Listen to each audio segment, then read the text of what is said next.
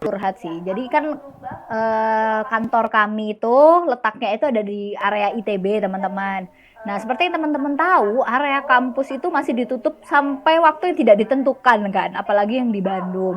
Nah, jadinya akhirnya kita kan nggak bisa menerima kunjungan fisik. Ya, di Google Business punya akhirnya ya kita kasih update tuh. Kalau misalnya kita nggak bisa nerima kunjungan fisik, ditutup kantornya, tapi akhirnya nomor telepon yang tadinya itu nomor 022 ya, nomor telepon rumah gitu, kita ganti ke nomor telepon HP, bisa ke CS gitu. Jadinya tetap bisa kontak kami kalau misalnya ada keperluan-keperluan walaupun nggak perlu kontak fisik datang ke kantor. Itu penting sih. Itu sangat game changer banget ya, soalnya ya serem juga kalau misalnya ternyata teleponnya nggak diganti, ada yang ngangkat kan serem kan, orang nggak ada orang gitu. Jadi menghindari yang seperti itu ya, you know lah, ITB agak-agak ini soalnya serem. Iya, ya, agak seram ya kalau misalkan ada yang angkat ya padahal nggak ada yang masuk gitu ya. Oke. Nah itu.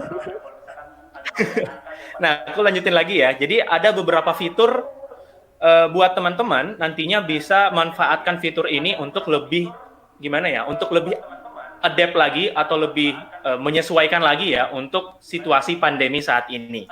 Nah, teman-teman yang paling pertama yang bisa teman-teman lakukan adalah mengubah jam operasional dari bisnisnya. Pasti ya, ada beberapa di antara bisnisnya kita yang kemudian berubah jam operasionalnya. Nah, teman-teman bisa menunjukkan informasi mengenai jam operasional ini di Google Businessku. Nanti teman-teman tinggal edit aja informasinya, misalkan kita mau buka jam berapa sampai jam berapa, atau misalkan kita mau menambahkan hari libur. Ya, nah nanti teman-teman tinggal masuk aja ke profil bisnisnya, informasi bisnisnya, kemudian tekan icon atau tombol yang berbentuk pensil. Nah, nanti teman-teman sudah bisa mengedit berbagai informasi mengenai jam operasional dan juga jadwal bukanya kayak gimana. Nah, setelah itu, nanti tampilannya bakal seperti yang bagian sebelah kanan ini. Ya, jadi nanti bakal ada informasi bahwa jam berapa bukanya dan juga jam berapa tutupnya. Nah, contohnya, misalkan ya, saya lagi nyari informasi jam bukanya pada waktu memang lagi buka dianya. Jadi usahanya lagi buka, bisnisnya lagi buka, kemudian aku lagi nyari. Nah, alhasil nanti bakal muncullah informasinya seperti ini. Misalkan ya, buka dan berwarna hijau. Artinya usahanya lagi buka sekarang. Kemudian di sebelahnya ada jam tutupnya. Nah, nanti bakal informasinya bakal tampil seperti ini. Jadi misalkan kita punya jam operasional yang berubah, nah informasinya bisa ditampilkan di Google Business School. Jadi make sure teman-teman untuk mengupdate jam operasionalnya selama pandemi ini berlangsung gitu ya. Kemudian yang kedua, pastinya banyak juga di antara teman-teman mungkin di antaranya yang menjalankan usaha restoran atau mungkin ada yang menjalankan usaha rumah makan ya. Atau mungkin ada yang proses pembelian produknya itu diubah menjadi pembelian pesan antar misalkan. Nah, nanti teman-teman bisa menambahkan informasi layanan tambahan tersebut ke dalam Google Business-nya. Jadi nanti teman-teman tinggal mengubah aja di fitur layanan tambahannya. Nah, setelah itu teman-teman bisa tambahkan deh. Misalkan kita nggak menerima, usaha kita ya, nggak menerima untuk makan di tempat misalkan. Nah, kita bisa menambahkan fitur bawa pulang atau teman-teman juga bisa pesan antar misalkan, fitur pesan antar. Nanti fitur ini akan tampil di tampilan depannya dari Google Business-ku buat punya teman-teman. Ya, misalkan di sini kita tidak mengaktifkan fitur makan di tempat, alhasil nanti bakal muncul bahwa tidak boleh makan di tempat gitu. Nah, nanti bakal muncul juga misalkan kita aktifkan bawa pulang dan juga pesan antar, nanti bakal muncul juga di Google Business punya teman-teman. Ya, jadi usahakan untuk mengupdate informasi ini ya, teman-teman ya. Ini penting banget. Kemudian tadi juga udah dijelasin oleh Mbak Keke ya sebelumnya bahwa di Lokapoin usahanya beliau ya diubah nomornya, misalkan sebelumnya nomor telepon rumah misalkan ya, atau nomor telepon kantor diubah menjadi nomor handphone. Jadi nanti bisa lebih responnya bisa lebih cepat ya ketika ada yang mencoba untuk mendapatkan informasi mengenai bisnisnya kita. Nah, ini sebagai salah satu contoh buat teman-teman lakukan hal yang sama. Ya, terutama teman-teman mungkin yang punya bisnisnya work from home ya, misalkan ada yang punya bisnis jasa misalkan, nah bisa diubah dalam bentuk seperti ini, gitu ya. Jadi tidak usah jauh usah khawatir kalau misalkan kita bakal kehilangan calon customernya kita. Nah, berikutnya teman-teman juga bisa mengupdate informasi seputar gimana protokol yang terjadi di usahanya kita terhadap pandemi COVID-19 misalkan. Misalkan tadi ya, kita kemudian menambahkan protokol kebersihan di usahanya kita, jadi sebelum masuk misalkan harus mencuci tangan terlebih dahulu. Nah, informasi ini bisa kita tampilkan ke target customer-nya kita atau calon pelanggannya kita, mungkin di foto kemudian di-update di postingan. Jadi mereka lebih tahu lagi apa sebenarnya yang apa yang terupdate ya mengenai COVID-19 selama pandemi ini di bisnisnya kita. Atau misalkan kita mau update juga informasi tentang jam bukanya. Atau mungkin kita cuman menggunakan setengah ruangan misalkan. Jadi setengah total dari kapasitas ruangan ya. Jadi bisa dibuat seperti itu. Nah, update-annya bisa dibuat di bagian postingan seputar COVID-19. Nah, ini pasti bakal sangat membantu untuk target customer-nya kita memahami apa yang terjadi di bisnisnya kita selama pandemi ini. Itu ya teman-teman ya. Nah, mungkin ada juga di antara teman-teman yang saat ini mengalami kesulitan ya terkait dengan Google Business School misalkan. Nah, teman-teman jangan khawatir karena Google sudah menyiapkan fitur di mana teman-teman bisa menanyakan apa aja di bagian form ini gitu ya. Nanti teman-teman langsung masuk aja ke browsernya atau misalkan di Google Chrome-nya teman-teman, kemudian nanti menulis aja di situ bit.ly/GMB General. Nah, ini adalah layanan untuk teman-teman yang mempunyai pertanyaan general gitu ya, seputar hal-hal umum mengenai Google Business School. Misalkan kita punya masalah terkait fiturnya, kita nggak terlalu paham fiturnya misalkan, atau ada yang mau diubah tapi bingung misalkan. Nah, nanti bisa langsung ditanyakan di bit.ly/GMB General. Nah, GMB-nya itu huruf kapital ya, teman-teman ya. Nah, ada juga nih, mungkin di antara teman-teman yang tadi sudah dijelaskan juga sama Mbak Keke ya, bahwa ada juga nih yang mungkin kesulitan untuk mendapatkan kode verifikasi. Nah, teman-teman nggak usah khawatir. Kalau misalkan teman-teman udah request tapi kode verifikasinya nggak datang-datang misalkan ya, mungkin ada karena salah titik atau mungkin salah nama gitu ya. Mungkin teman-teman menambahkan nama alias mungkin. Nah, teman-teman cukup masuk aja ke browsernya lagi, kemudian mengetik bit.ly/GMB PIN. GMB-nya huruf kapital. Nah, nanti teman-teman bisa menanyakan informasi seputar verifikasi ya, kode verifikasi di bagian ini. Jadi teman-teman nggak usah khawatir ya. Jadi nanti kita bisa menanyakan apa aja dan udah disediakan oleh Google langsung. Jadi nggak usah khawatir lagi ya. Mbak Kiki juga sama Mbak Keke nggak usah khawatir ya. Nanti langsung aja masuk di bagian ini nih. Nah, jadi teman-teman kita coba wrap up dulu ya. Jadi ada beberapa hal yang udah kita pelajari nih hari ini ya. Ada banyak banget yang udah kita pelajari. Pertama, kita udah belajar apa sih aplikasi Google Business School itu. Jadi tadi udah dijelasin juga nih sama Mbak Keke ya, bahwa aplikasi Google Business School ini bakal bantu teman-teman untuk tampil lebih sering lagi di hadapan customer-nya. Ketika customer-nya mencari, teman-teman hadir di situ. Jadi teman-teman harus diingat juga ya, ini quotes dari saya mungkin ya, yang spesial itu akan kalah dengan yang selalu ada. Ya, jadi teman-teman diusahakan untuk selalu hadir ketika customer-nya itu mencari. Gitu. Yang kedua adalah tadi kita udah ngebahas tentang 3 keuntungan menggunakan aplikasi Google Business School ya. Nah, nanti teman-teman pasti udah lebih yakin lagi nih untuk menggunakan aplikasi Google Business School sehingga bisnisnya lebih mudah untuk ditemukan. Nanti kalau misalkan mau mengambil keputusan dalam bisnisnya, kita udah tahu nih karena kita punya fitur laporan ya. Kemudian ada banyak banget tadi keuntungan-keuntungan yang udah dijelaskan, bahkan fitur-fiturnya juga udah dijelaskan ya.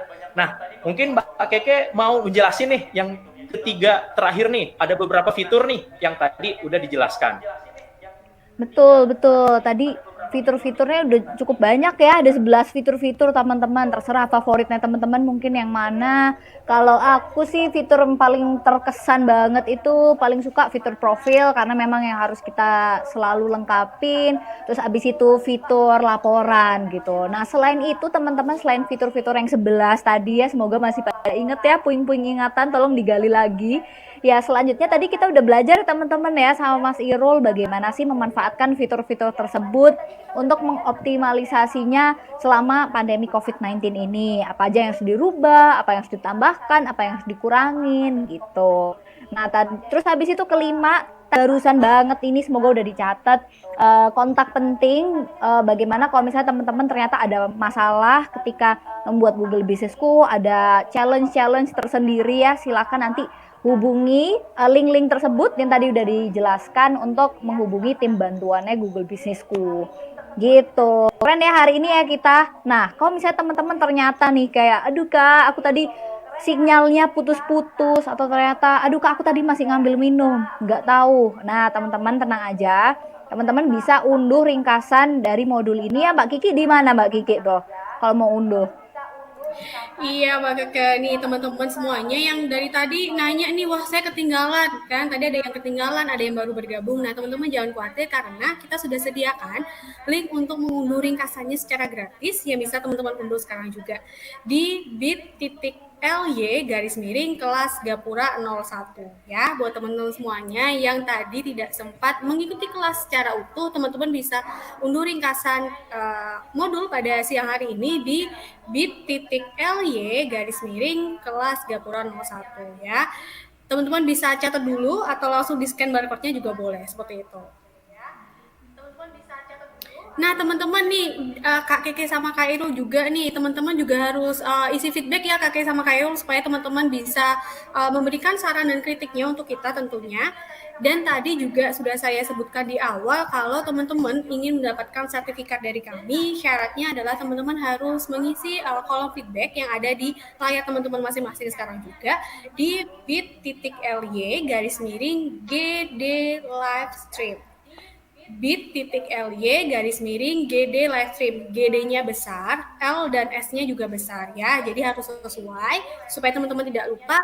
Dicatat aja dulu atau teman-teman juga bisa lihat di deskripsi yang ada di bawah layar YouTube teman-teman semuanya. Jadi teman-teman untuk mendapatkan sertifikat harus isi ini dulu ya. Oke?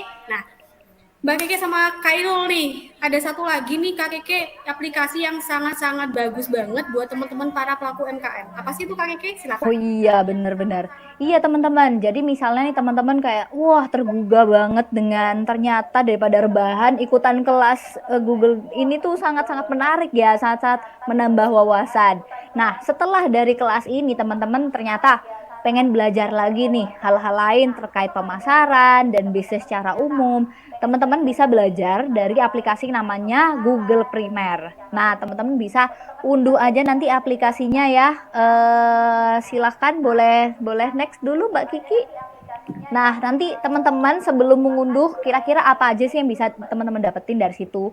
Sangat banyak pelajaran ya. Seperti yang hari ini misalnya teman-teman mau belajar lagi soal Google Businessku, teman-teman bisa ambil kelas topik pemasaran digital 1. Misalnya seperti itu. Atau nanti kalau mau belajar tentang SEO, SEM website atau Google Analytics mungkin bahkan hal-hal lain ya tentang komunikasi, leadership, itu teman-teman bisa belajar.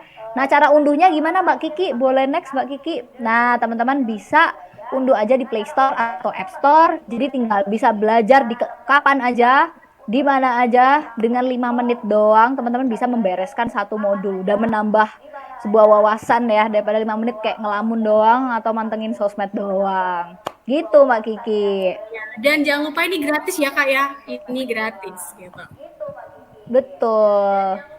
Oke, nah Kak Irul ada satu lagi nih platform dari Grow with Google yang bisa teman-teman gunakan juga, bisa teman-teman akses untuk mendapatkan berbagai informasi tentang pelatihan dari Google tentunya. Itu apa sih Kak Irul? Silakan.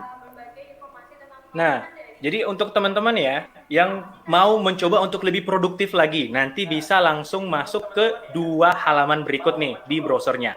Yang pertama adalah program Grow with Google. Jadi nanti teman-teman masuk aja ke browsernya, kemudian ketik ya, g.co _grow Indonesia.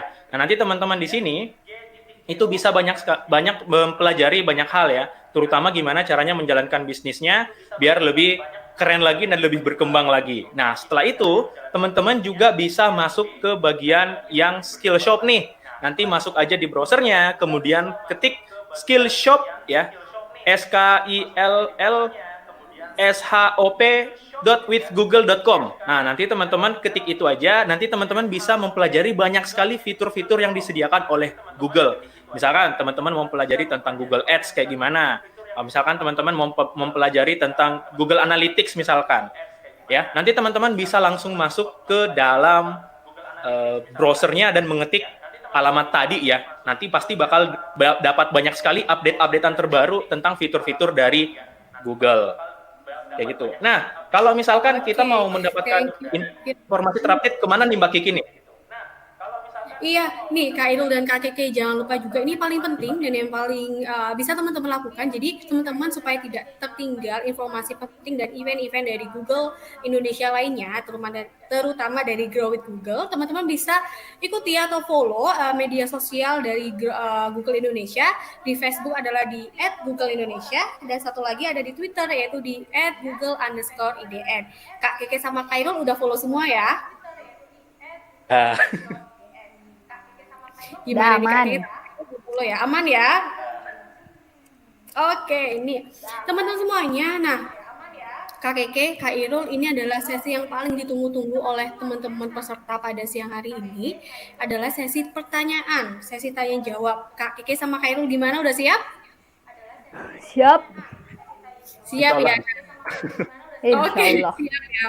Kita akan diskusi untuk beberapa pertanyaan dari teman-teman yang sudah terkumpul oleh tim pada siang hari ini. Oke, langsung saja ini dari Roni yang dari Martika Sari.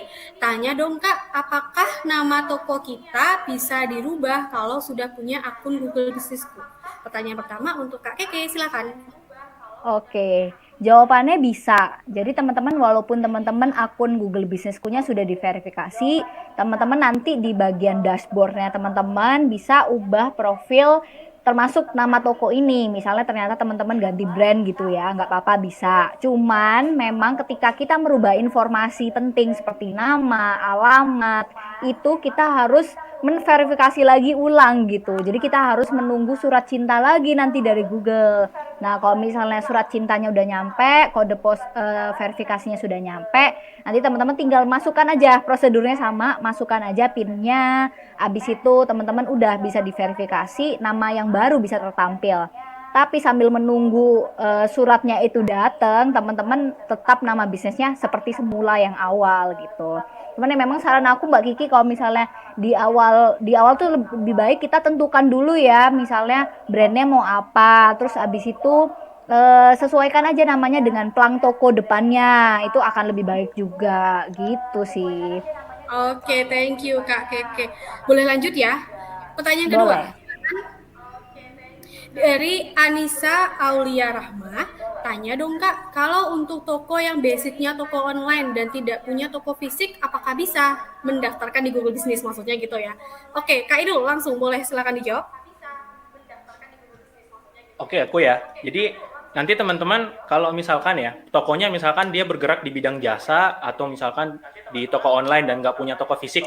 Jadi sebenarnya teman-teman juga tetap bisa membuat Google My Business ya, dengan fitur yang lebih spesifik lagi sebenarnya. Jadi nanti misalkan diaktifkan untuk tidak menunjukkan alamatnya atau tidak ada pengantaran dari lokasi gitu ya. Nah, nanti teman-teman bisa lakukan hal seperti itu. Jadi sebenarnya apapun jenis bisnisnya itu udah di-cover oleh Google Businessku. Nanti tinggal dipilih aja kategorinya. Kategori bisnisnya disesuaikan dengan bisnisnya kita ya. Mungkin ada yang mau ditambahkan oleh Mbak Keke mungkin ada? Sudah cukup. Udah mantap Cukup, ya? itu. Silakan tentukan aja. Iya. Oke, mungkin itu aja sih Mbak Kiki. Oke, semoga jawabannya dari Kak Irul bisa menjawab ya, Mbak Anissa Aulia. Oke, selanjutnya dari Kak Rais. Kak mau tanya dong, alamat untuk kartu pos harus sama dengan alamat toko atau bisa alamat rumah? Oke, Kak Keke silakan langsung saja. Oke, ini menarik sih ya. Kalau alamat kartu pos itu saran aku ya sebaiknya samakan saja sama alamat tokonya teman-teman, karena nanti alamat yang akan diverifikasi dan yang akan muncul di Google Maps itu adalah alamat yang kalian tulis untuk menerima kartu pos tersebut. Jadi kalau misalnya teman-teman memilih alamat rumah gitu ya daripada alamat toko, nanti orang ketika mencet di Google Maps dia jadi ke rumah teman-teman bukan ke toko ya teman-teman. Jadi nanti halal bihalal jatuhnya ya, bukan belanja gitu. Jadi mending pakai alamat toko aja kalau udah ada tokonya gitu. Tinggal standby aja, tinggal tunggu sampai kartu posnya dateng gitu sih.